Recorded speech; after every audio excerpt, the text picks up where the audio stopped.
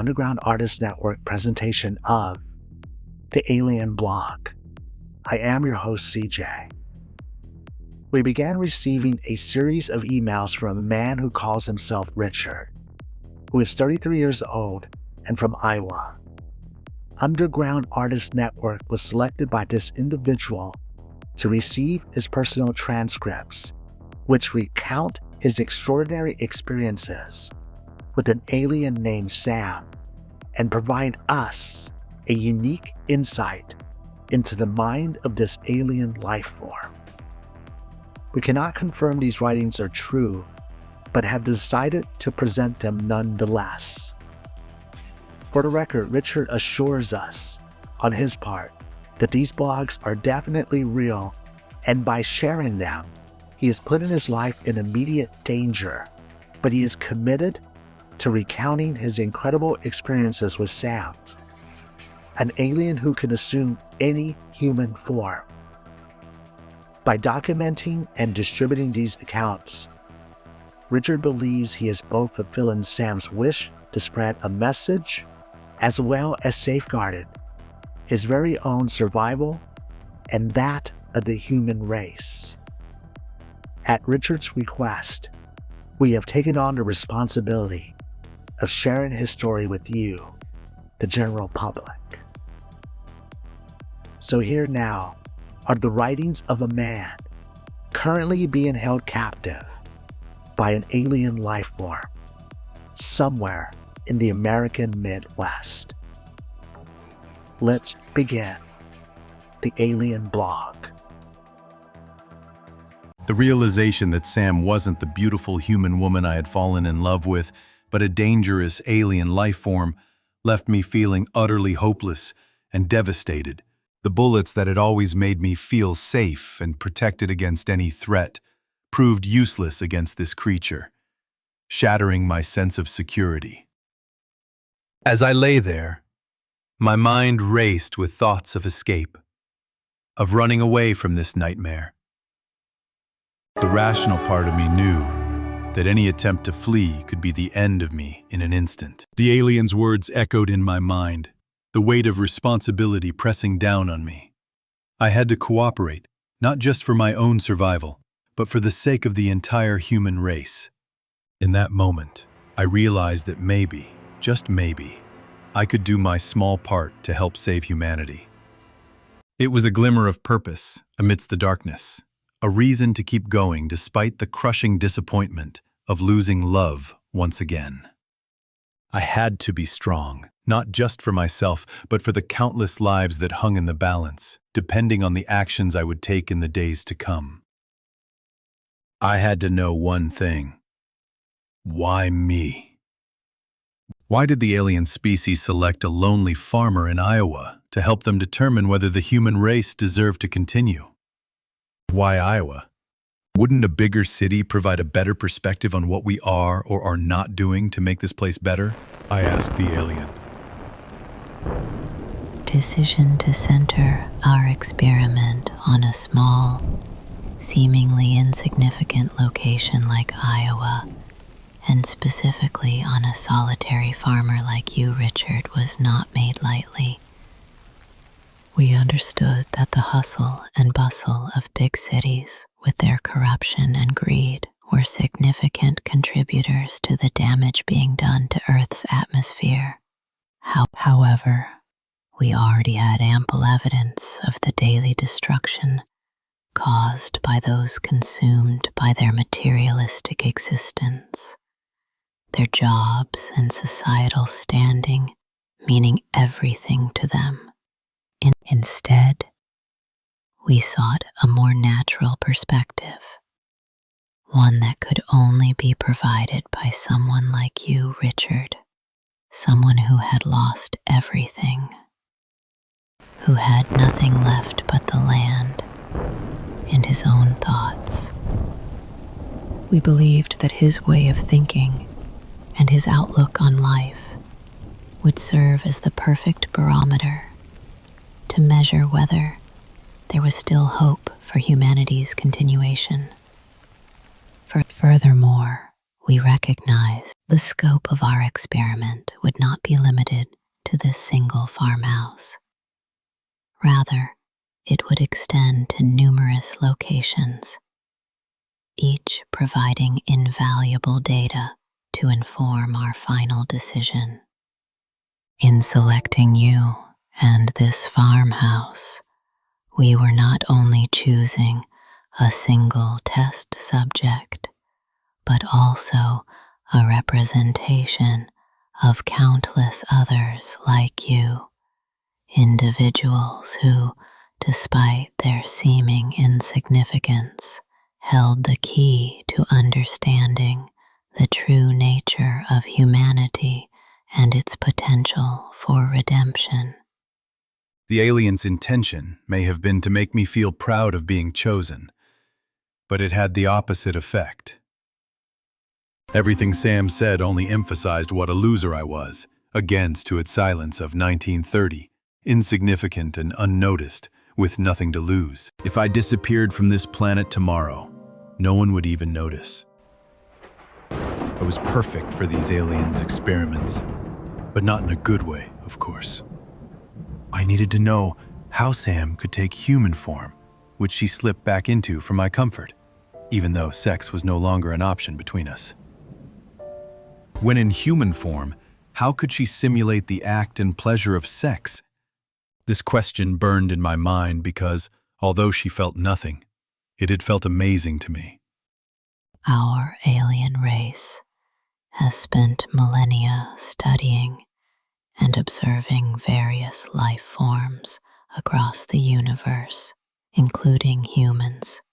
Through our advanced technology and understanding of biology, we have been able to decipher the intricacies of human pleasure, particularly when it comes to sexual experiences. We knew that in order to gather the necessary information from you, we needed to present ourselves in a form that would be most appealing. A beautiful human woman. To achieve this, we sent 2 of our agents ahead of me, disguised as women seeking help at your farmhouse. Their mission was to gather your thoughts and desires, to understand what he found most attractive both physically and emotionally. Using the data collected by these scouts, I was able to manufacture an outer skin and appearance that perfectly mimicked your ideal woman. This allowed me to gain all trust and make you feel comfortable in my presence, lowering your guard and making you more susceptible to manipulation. As we engaged in intimate acts, I carefully observed all reactions and responses, noting what brought you the most pleasure. I then used this knowledge to enhance the sexual experience, providing you with sensations that would cloud your mind and make you lose focus on everything else except the physical pleasure I was providing. Throughout our encounters, I continuously adapted and refined my techniques based on your responses, ensuring that each experience was more intense and mind-blowing than the last. This not only served to keep you compliant and distracted, but also allowed me to delve deeper into his thoughts and gather the information my species required. By presenting myself as the embodiment of your desires and providing you with unparalleled pleasure, I was able to successfully manipulate you, making you question nothing and lose yourself entirely in the physical sensations I provided. This approach allowed me to carry out my mission with ease, ensuring that you remained cooperative and under my control throughout the experiment.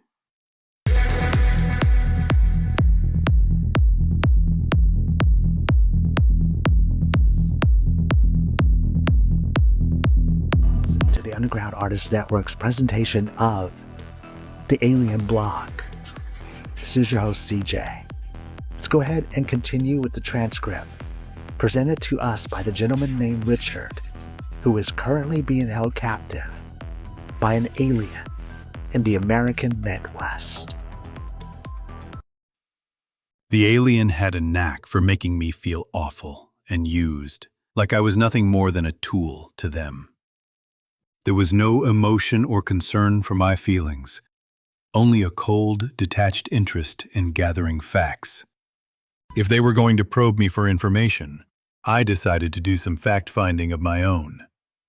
I would ask the questions that humanity had been longing to know the answers to for so long. Sam agreed to a question and answer session with me, allowing me to ask anything I wanted. As I would be sequestered with this alien for an extended period, I planned to make the most of this unique opportunity. While getting better acquainted, I anticipated having hundreds, maybe thousands of questions to probe the mind of a species previously unknown to humanity, which I had only learned about a few hours ago. For the good of us humans, I aimed to gather as much information as possible from this extraordinary encounter. I began my questioning. I asked, "Do aliens have sex?" She began her answer.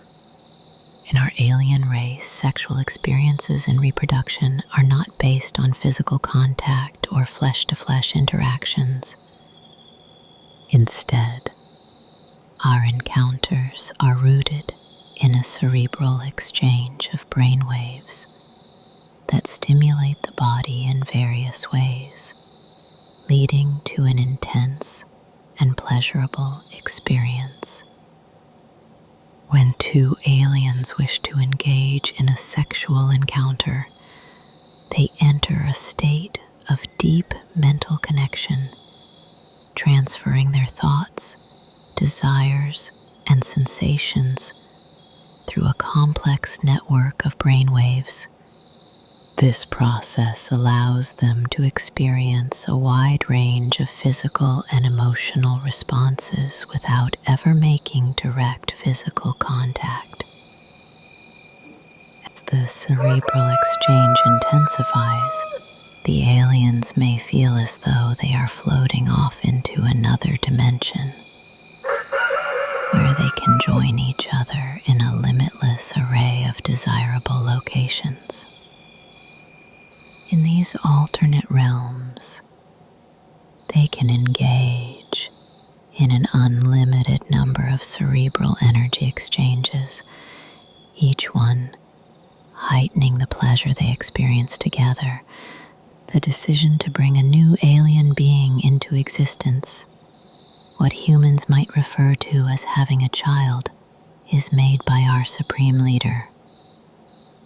This process is also carried out cerebrally, with the chosen individuals exchanging brainwaves and genetic information to create a new life form.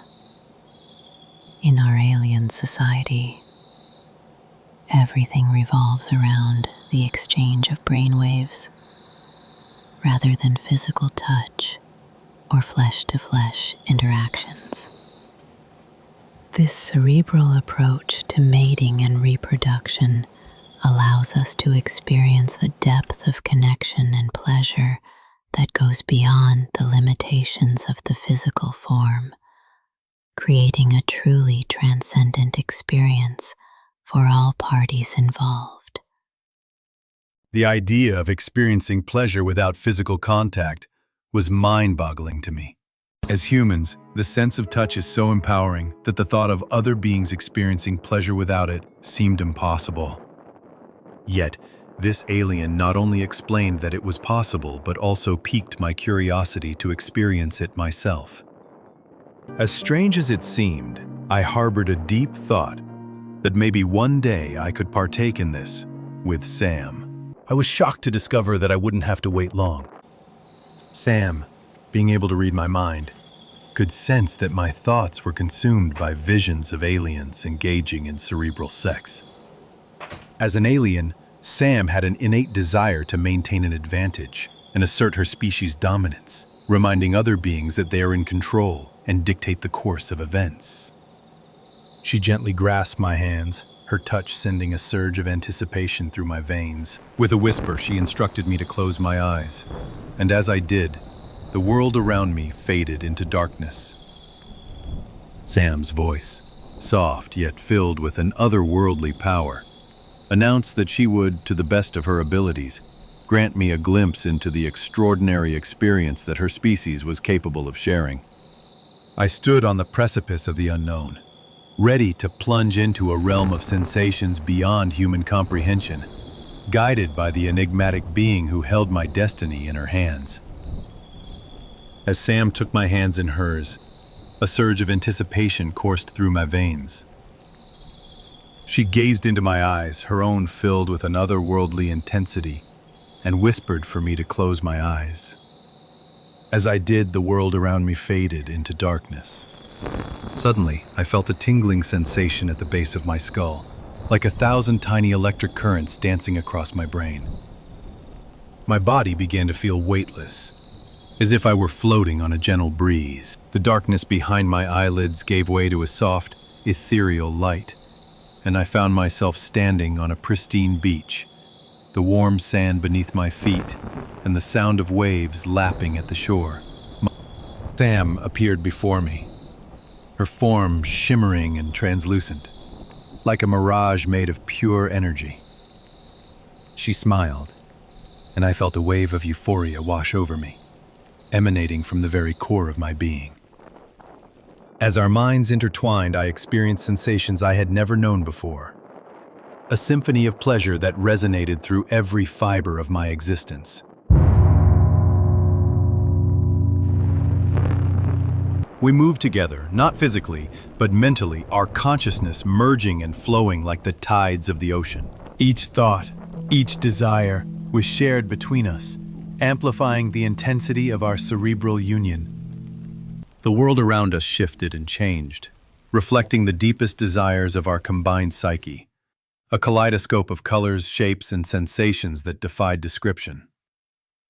As our energy exchange reached its crescendo, I felt as though I had touched the very essence of the universe itself, a boundless expanse of pure, unadulterated bliss. And then, as the waves of ecstasy began to subside, the ethereal light faded, and I found myself back in the farmhouse, my hands still clasped in Sam's.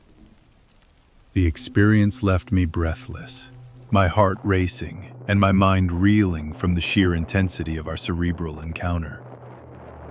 I knew then that I had experienced something truly extraordinary, a connection that transcended the physical realm and touched the very depths of my soul.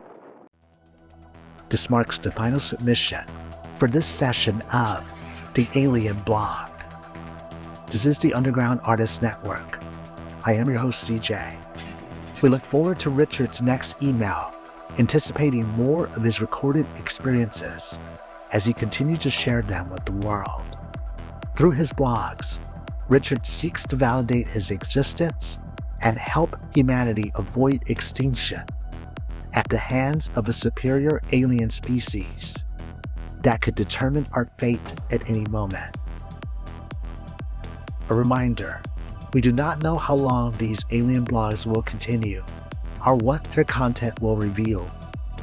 We present them exactly as we receive them, trusting that Richard is transmitting them in real time while assisting this alien on this current mission. Our hope is that by sharing this content, we are helping to ensure the survival of our remarkable planet Earth.